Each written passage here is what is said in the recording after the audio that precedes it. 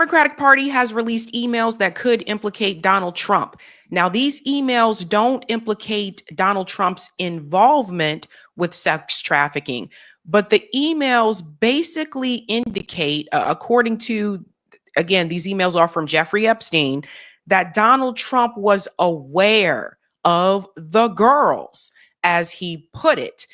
What does this all really mean in the grand scheme of things? Is this just a ploy by the Democratic Party to try to take down Donald Trump? Many people are asking, why didn't they do this with Bill Clinton, who is also in several pictures with Jeffrey Epstein, with other women as well? Is it a partisan play? Now, I have said multiple times before on this show that when it comes to the Epstein files, that Jeffrey Epstein was not just connected to people who were Democrats or people who were Republicans. He was connected to people who were very wealthy all around the world. Whitney Webb has written 2 books about this called One Nation Under Blackmail, where she has been warning people for the longest time that this sex trafficking under Jeffrey Epstein was a global enterprise. And maybe now you will start to see why you are not getting those Epstein files released under the Trump administration. People are already starting to melt down. You can see it now. This is coming from the Patriotic Blonde. She says MAGA is dead, assassinated by Trump and his Israeli interests. It was a psyop and we fell for it. No time to grieve. We need to regroup. Where do we go from here? Yeah. So it's already starting, folks, already starting. This is why I say politicians should not be a hero. You should not look at them as a savior. The hero you're looking for is yourself. It's people within your community. It is us. It is not a politician. It's not a celebrity. Let's go ahead and get into this breaking news, ladies and gentlemen. It is wild out here in these damn streets. This is CNN Breaking News. All right, we do have breaking news in the Jeffrey Epstein investigation. Democrats on the House Oversight Committee, minutes ago, literally, releasing emails that they say were written by Jeffrey Epstein that explicitly, specifically mentioned Donald Trump by name and in context that we really haven't heard before. Let's get right to Caitlin Collins, who's got this reporting. Caitlin, what are you learning? Yeah, John, these are emails that show Jeffrey Epstein mentioning Donald Trump by name multiple times in private correspondence that he had with people, including Ghislaine Maxwell, obviously his longtime associate and accomplice, and also the author Michael Wolff, in a time span of about the last 15 years or so in these emails. Now, these are coming out from the House Oversight Committee. They had issued a bipartisan subpoena to Jeffrey Epstein's estate, John, as you know, earlier this year. And so they've gotten their hands on a trove of documents. And these are emails that included Jeffrey Epstein on them. They were sent either to him or from him that mentioned Donald Trump before he was in office and also while he was in office during his first term. And I want to walk you through these emails of what exactly we are reading in Jeffrey Epstein's own words in these emails. Let's pause here for just a second. I have seen screenshots of these emails as well. I can show you them on my end as well. So people aren't like, oh, well, it's just coming from CNN. No, they're all over the place. And another thing I wanted to add, don't forget, it was Ro Khanna, Marjorie Taylor Greene, and Thomas Massie who came together in a bipartisan effort to get some type of justice here for the victims. So don't forget about that, folks. For people who are trying to use the partisan tactics, this was a bipartisan effort. Emails that have been released by the House Oversight Committee. And in one of them, Jeffrey Epstein says, and I should note, Trump did not send or receive any of these messages. He's not a party to these emails, John, but these are emails from Jeffrey Epstein to Ghislaine Maxwell. This is one from April 2nd, 2011. And in this email, Jeffrey Epstein writes to Ghislaine Maxwell and says, quote, "I want you to realize that the dog that hasn't barked is Trump. There's a name that's redacted, which the House Oversight Committee has said is a victim of Jeffrey Epstein's. Obviously, we have not been able to independently confirm that because her name is redacted from this email. But they say redacted spent hours at my house with him. He has never once been mentioned, police chief, etc. I'm 75% there." Let me pause here for just a second. Now, I do want to add Virginia Giuffre, when she testified, she said that Donald Trump did not behave inappropriately. She said that she did not see him participate in those activities. But I think what the Oversight Committee is trying to prove is that Donald Trump had knowledge that Jeffrey Epstein was trafficking women. And I think I may have, let me just check for just a second, just so you can see it on my end as well, because I have a number of these emails here. I just want to make sure if that's one of the ones that I had screenshot. If not, it's okay, but I have so many of them. This is just ridiculous. I'm sorry. But I just wanted to check. Yes, it goes along with this one here from Clash Report. 2019 email from Jeffrey Epstein to Michael Wolff, who's a journalist, appears to reference Trump and Mar-a-Lago, stating, Trump said he asked me to resign, never a member ever. Of course, he knew about the girls as he asked Jelaine to stop. So I do want to show you this email so you can see it for yourself. So people aren't like, oh, well, CNN just threw that together. I have a copy of it here. And it says from J, gevacation@gmail.com. And it appears, another thing I noticed is that Jeffrey Epstein had different emails that he was using. This is sent to Michael Wolff. You can see the name right there. And it says victim, that's redacted, Mar-a-Lago, redacted. Trump said he asked me to resign, never a member ever. Of course, he knew about the girls as he asked Jelaine to stop. So that is Jeffrey Epstein speaking to journalist, author Michael Wolff. The date here is January 31st, 2019. I don't know why they redacted the victim's name and all this. Like, I understand they would redact Michael Wolff's email. I don't know why they redacted the name because, again, like I said, Virginia Giuffre already testified. Her book has been published about her ordeals with this. And Jelaine and Jelaine Maxwell as well. She's mentioned a lot of this stuff in her book. So I don't know why they redacted it. That is weird to me. And I think people are pointing to that. They're like, why did you guys redact the name? Unless it's not Virginia Giuffre, unless it's another victim that maybe did not come forward, or another victim that maybe does not want to be known. So that's just something to look into there. Let's go back to the video.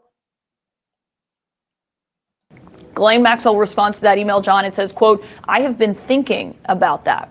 Now, there's no context for that message in this release of what we're getting. Obviously, this was a time span, and this was about 3 years after Jeffrey Epstein had accepted what is now known as that sweetheart deal that only got him a few months in prison, and something that came under a ton of scrutiny during Donald Trump's first term in office because of his then Labor Secretary, Alex Acosta, who helped negotiate that plea deal, that sweetheart deal, for Jeffrey Epstein at the time. And so that's the context of this. Came about 3 years after he had negotiated that plea deal, John. And there's also other emails that have been released by the committee this morning, including between Jeffrey Epstein and Michael Wolff. People will remember Michael Wolff, of course, the author who wrote a book on the inner workings of Trump's West Wing back in 2018 during his first term. He is someone who has talked at length about his own correspondence with Jeffrey Epstein, published audio recordings of those conversations between the two of them. And in another email, and this seems to be a reference to Donald Trump saying that he kicked Jeffrey Epstein out of his Mar-a-Lago club. And Jeffrey Epstein writes to Michael Wolff and says, quote, Trump said he asked me to resign. And he adds, John, never a member ever. Of course, he knew about the girls as he asked Ghislaine to stop. So again, that's Jeffrey Epstein speaking about Donald Trump to Michael Wolff. So if you didn't know what Jeffrey Epstein was doing, why would you ask him to stop? And of course, Jeffrey Epstein isn't alive, so it's not like people can go interview him, right? Or press him about this. But this does not look good for Donald Trump. It really does not. And I'm telling you guys, we've been saying it for a long time. Like, they're not releasing those Epstein files. The Trump administration is not releasing them. If we go back to when Elon Musk and Donald Trump got into that big fight, remember, over Doge and all that type of stuff? Remember, Elon Musk tweeted, Donald Trump is in the Epstein files. Remember that? Now, then, of course, Elon and I guess they made up and became bros or whatever again. But don't forget about that. This is what one of the things that, we've been trying to warn people is that Donald Trump's names is probably mentioned in those files. Now, it doesn't mean that he participated in the activities, but it does mean that he was closer to Jeffrey Epstein than he tries to make it seem. Another thing that is really weird to me when we get to one of the other emails, which involves 2017. Donald Trump said that his relationship with Jeffrey Epstein had ended like 15 years ago. I believe that would have put it back to like 2004-ish.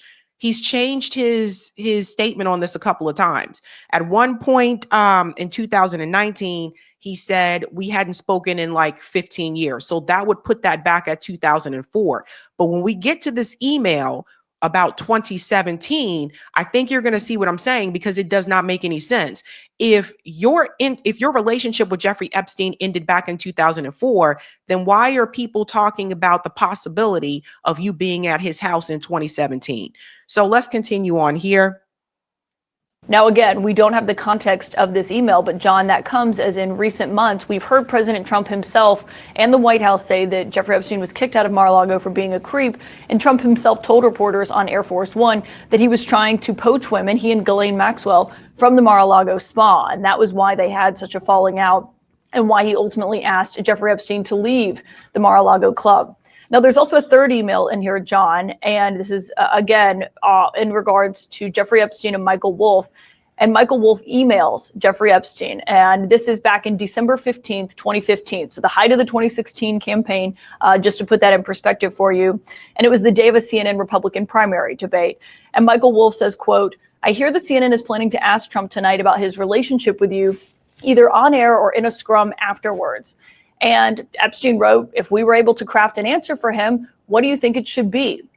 Michael Wolff responded at length, John. I'll summarize it. But he said in regards to Trump, "I think you should let him hang himself. If he says he hasn't been on the plane or to the House, then that gives you a valuable PR and political currency. You can hang him in a way that potentially generates a positive benefit for you. Or if it really looks like he could win, you could save him generating a debt." Now, I'll note, John, we looked at the transcript of that CNN debate from December 2015. There's no mention of Jeffrey Epstein in there. And of course, as I mentioned, she didn't finish that whole part. I just want to read this part right here. You can hang him in a way that potentially generates a positive benefit for you, or it really looks like he could win. You could save him generating a debt. This part right here, of course, it is possible that when asked, he'll say Jeffrey is a great guy and has gotten a raw deal and is a victim of a political correctness, which is to be outlawed in a Trump regime. So this is, again, Michael Wolff speaking to Jeffrey Epstein. December 16, 2015. Transcript of that CNN debate from December 2015. There's no mention of Jeffrey Epstein in there. And of course, as I mentioned, Donald Trump himself is not a party to these emails. But what this shows is Jeffrey Epstein mentioning Donald Trump by name multiple times at a moment here in Washington when their relationship has come under incredibly intense scrutiny, John. Kaylin, as you mentioned multiple times, we just don't have the context surrounding any of these emails. But that first email you read, the language absolutely jumps out to me. This is April 2nd, 2011. Epstein writes to Ghislaine Maxwell, "I want you to realize the dog that hasn't barked is Trump, blank." And blank here is one of the alleged victims of Jeffrey Epstein. A victim spent hours at my house with him being Trump. He has never once been mentioned. So let's just pause here for a second. So that would mean that Donald Trump knew. Now, who that victim was, I don't know, but there is another video that I do want to show you. One woman, let me bring this up here. This is important for people to see. Marco Foster shared this. Epstein survivor Anuska DiGiorgio on Trump. Ghislaine Maxwell did introduce me to him. Listen to what she says. And it's weird, like, well, not weird, but you can almost hear like the shakiness, the fear in her voice. Listen to this. You met Donald Trump, is it right, through Ghislaine Maxwell? I did, yes, and I met him on several occasions. Ghislaine Maxwell did introduce me to him, and she introduced me to him with a clear message of my being with him in the same way that she had trafficked me and brought me to Jeffrey Epstein. So I wonder if that's the alleged victim that hung out with Donald Trump in Jeffrey Epstein's house for hours. We don't know for sure, but I just wonder. Now, again, we go back to what Virginia Giuffre said. And again, Virginia Giuffre said that she did not see him behave in an inappropriate way and that he was not participating in those activities. So we don't know. According to Virginia Giuffre, who had a lot of knowledge and insight about what was going on that island and was a victim herself, she said that was not the case. So let's put that to the side for just a second. Two possibilities. Maybe that happened and she just didn't know about it. Or the other possibility is maybe he did not participate in the sex trafficking.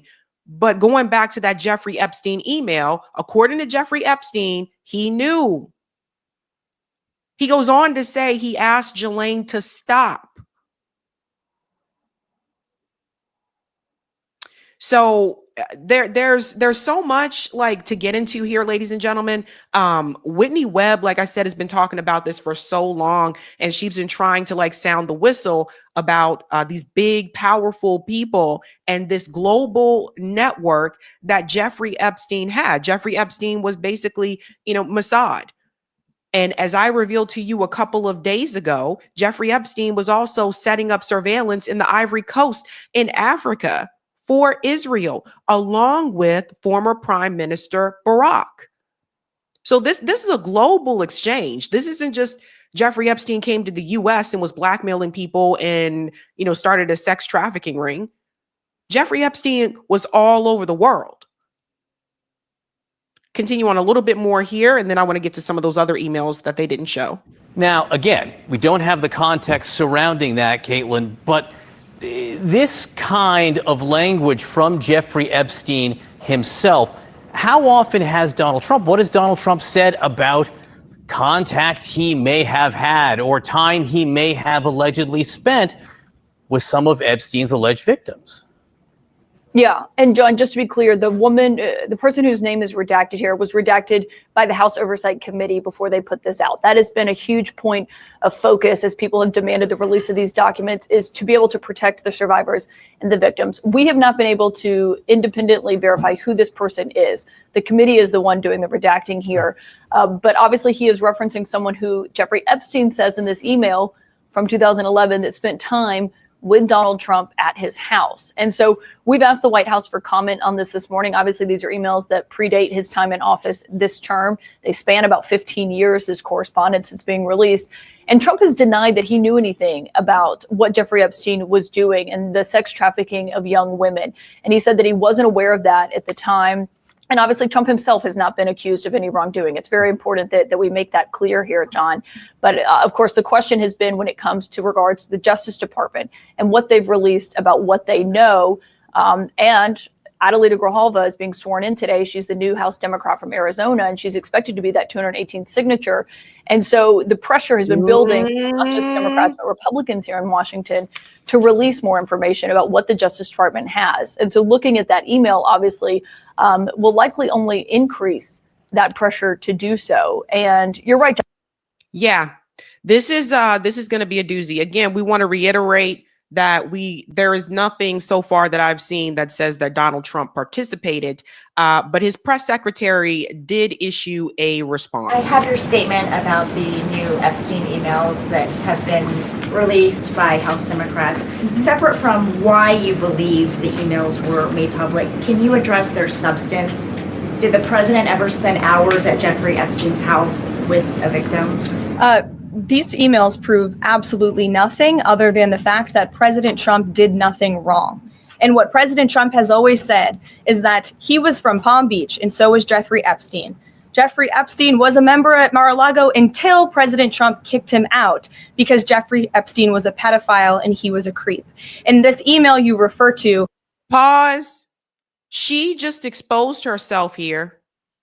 She just exposed something. Go back and listen to what she says when she gets to the point about kicking him out of the house or kicking him out of Mar-a-Lago. Absolutely nothing other than the fact that President Trump did nothing wrong. And what President Trump has always said is that he was from Palm Beach, and so was Jeffrey Epstein. Jeffrey Epstein was a member at Mar-a-Lago until President Trump kicked him out because Jeffrey Epstein was a pedophile and until Donald Trump kicked him out because Jeffrey Epstein was a pedo. See, Caroline, and saying that on record, you know, and some people say, well, that's why he kicked him out of the group but Donald Trump said, and this is all getting messy now, because Donald Trump said the reason why he kicked Jeffrey Epstein out of Mar-a-Lago is because he was taking his girls. He said some of the women that were, underage girls that were working at Mar-a-Lago, Jeffrey Epstein was trying to take them and get them to go work for him. That was the statement that came from Donald Trump. Now, this statement from her is saying, well, he kicked him out because he was a creep and a pedo. But those weren't the words that Donald Trump said. He said, well, he was trying to take my girls, and just kind of left it at that. Let's continue. And some people say, well, that's what he meant when he said trying to take my girls and stuff like that. But what you say actually matters. he was a creep. In this email you refer to with the name of a victim that was unredacted now and has since been reported on in this room, so I will go ahead and say it, Virginia Giuffre. And it was CBS's own reporting, Ouija, that recently wrote that Miss Giuffre maintained, and God rest her soul, that she maintained that there was nothing inappropriate she ever witnessed, that President Trump was always extremely professional and friendly to her. And so I think it's a question worth asking the Democrat Party, and you should all go ask them after this briefing, of why they chose to redact that name of a victim who has already publicly made statements about her relationship with Jeffrey Epstein and is unfortunately no longer with us. That's a good point. But here's the thing. Virginia Giuffre, if that's the person who was in the emails, and that's one of the ones that I mentioned, we don't know for sure, but if that's that's the name that is redacted, I will say this. Just because Virginia Giuffre said he did not behave inappropriately in front of her, that also doesn't mean what Jeffrey Epstein said in that email was false. The email says that that Donald Trump spent hours with one of his girls at his house.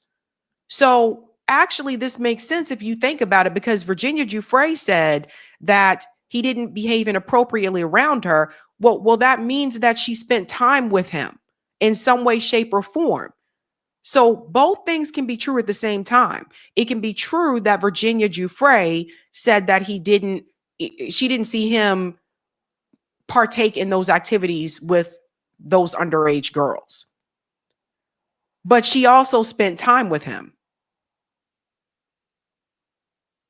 So to Caroline here is trying to separate the two. And I'm here to tell you, again, what corporate media, what this outlet here apparently is not going to tell you, and she's not going to tell you, is both of those things can be true at the same time.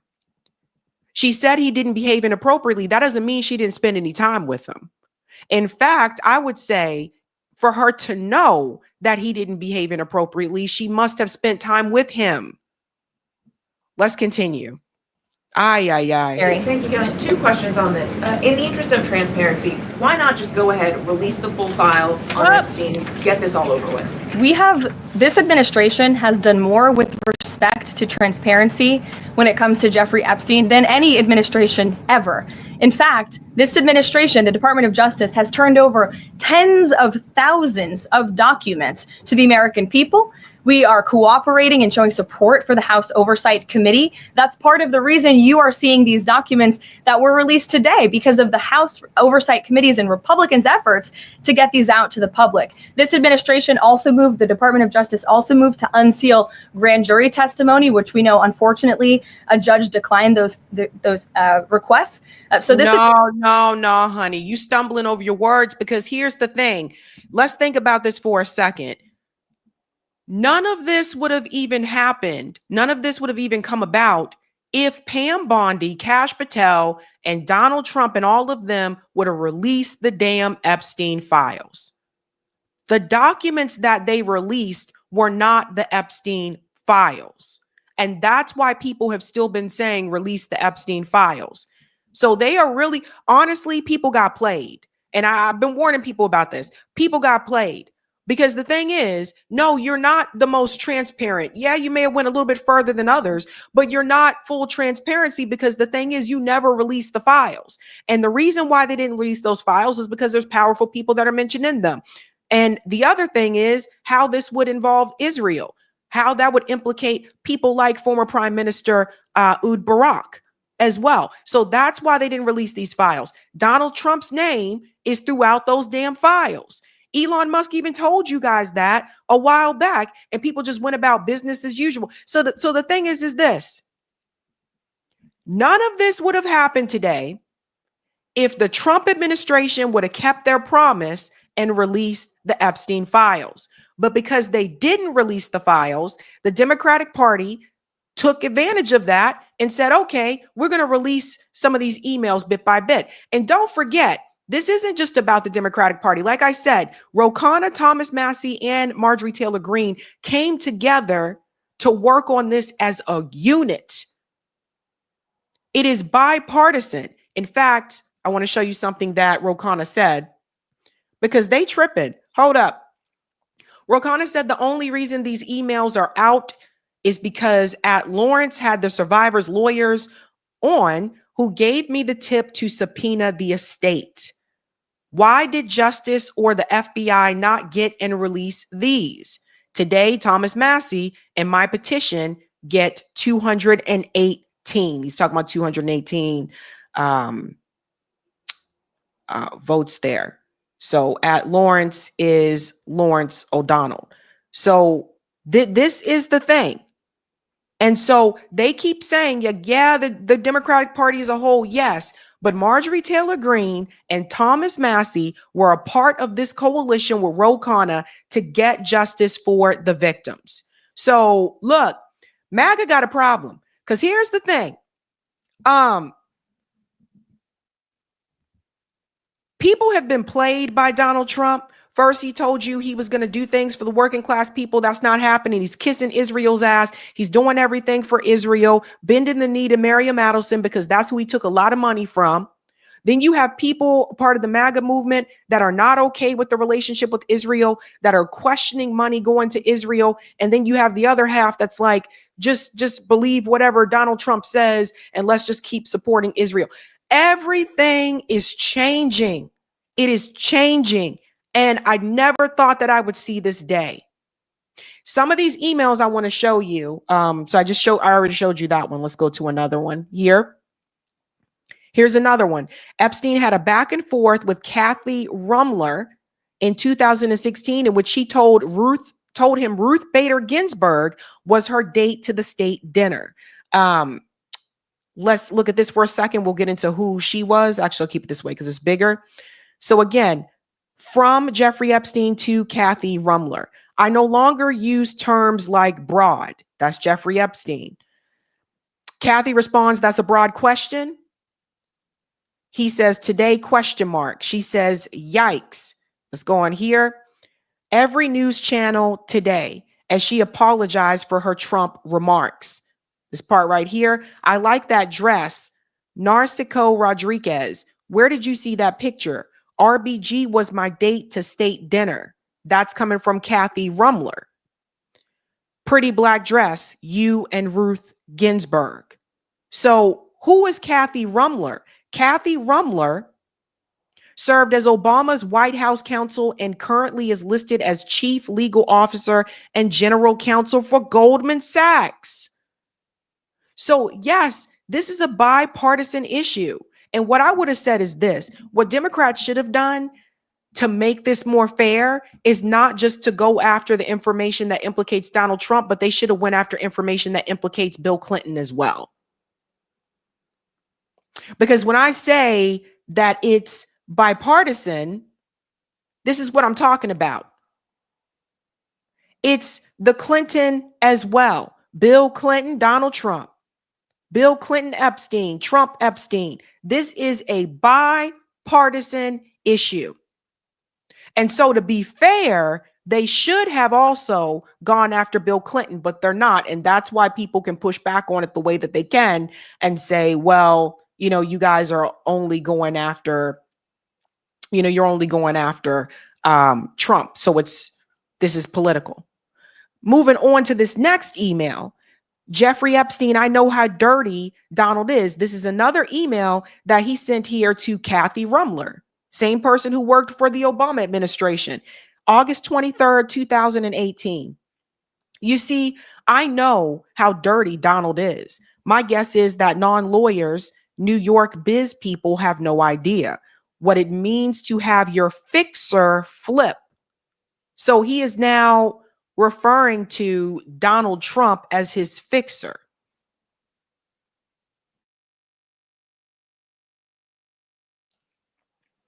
August 23rd, 2018. Kathy responds, it makes no difference whether it is his money. Issue is failure to disclose. Plus, fact that he has lied his ass off about it makes it clear that he knew it was illegal. Jeffrey Epstein also goes on to say, I think he makes the argument that it was Trump's money, making it not illegal. Though he also said he only found out afterwards.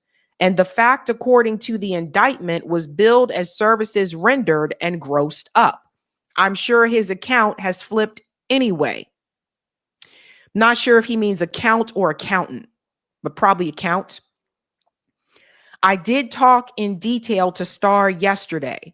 RE indictments, how Trump can make a deal, special counsel, Clinton's trash can. Yes, Star gave me more. Yuck. Kathy responds, here's a story from the New York Times that I thought you'd find interesting. The principled case for impeachment is clear. What's missing is the courage. So that's Kathy Rumler and Jeffrey Epstein talking about something here that involves Donald Trump's money and also the case for impeachment. You can see it yourself, guys. Again, he refers to him as his fixer. He knows how dirty he is. We have another one here. 2016, Epstein wrote to Tom Barack, Trump's longtime friend and ambassador to Turkey, FYI, I receive many calls a week about both Donald, redacted, beauty contest, Mar-a-Lago, etc. My answers are always, I have nothing to say, or I try to ignore altogether. Now, this is important because we know that Jeffrey Epstein made his rounds in the modeling industry. There were models that came forward about Jeffrey Epstein assaulting them.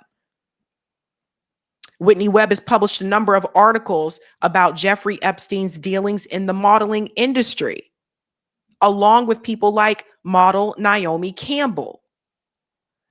We can see it for ourselves here. Jeffrey Epstein, March 9th, 2016 to Tom Barack. Send photos of you and child, make me smile. That's coming from Jeffrey Epstein. Tom responds, hope you're good. Let's catch up.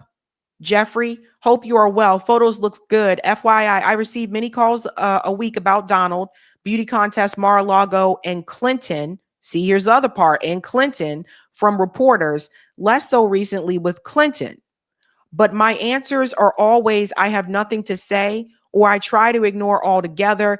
A few times I have been ambushed on the street with questions, but am more careful now.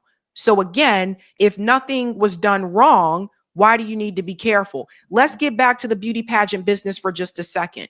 Don't forget who came through Trump's beauty pageants. Erica Kirk, and I believe Pam, let me see for a second. Didn't Pam Bondi, I just want to double check.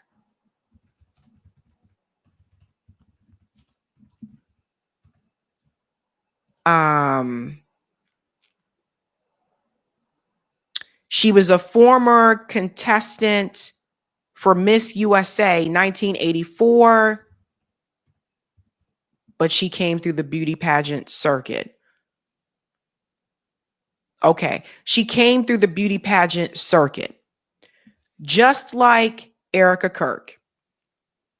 I just find all of this interesting. Again, like just trying to put some of the pieces here together. Here's another one, 2017 email from what appears to be an Epstein victim. The woman writes, "I'm at the door, but I will wait for my time." Check this out. We don't know who this is from, but it's sent to Jeffrey Epstein, December 8th, 2017. Hi, importance high. "I'm at the door, but I will wait for my time. I don't want to come early and find Trump in your house." And she sends a smiley face. Now, why is this a problem?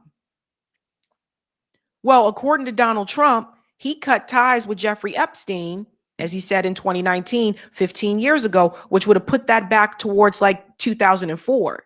So if he had cut ties with him back in 2004, why would this woman here who sent this email in 2017, why is she saying, "Hope I don't run into Trump at your house"?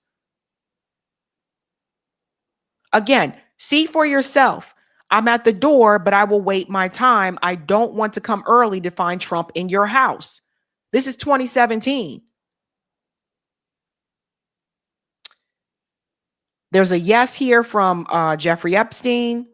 From this email again says, "Sorry, that is 2512 for the gate." Jeffrey Epstein goes, 10 p.m. "Should I bring special cake from New York?" They respond, "Very well. Just send me the address again and the code to the door so I can get to the second floor, and send me the day and time." So this is going, we're going back. Very interesting. Very interesting. And this is also interesting because guess what else is happening now? So now the timing is just wild. The timing is wild because now Pam Bondi and Kash Patel have released damning information about the Clintons. Now, all this dropping on the same day. The Clintons are corrupt, absolutely corrupt. But what you're seeing is that people are paying attention to people who are corrupt in other parties and not their own.